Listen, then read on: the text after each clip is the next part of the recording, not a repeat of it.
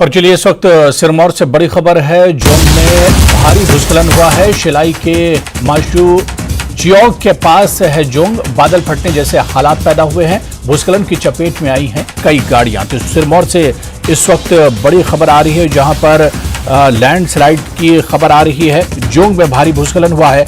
शिलाई के माशू चियोग के पास ये जोंग है।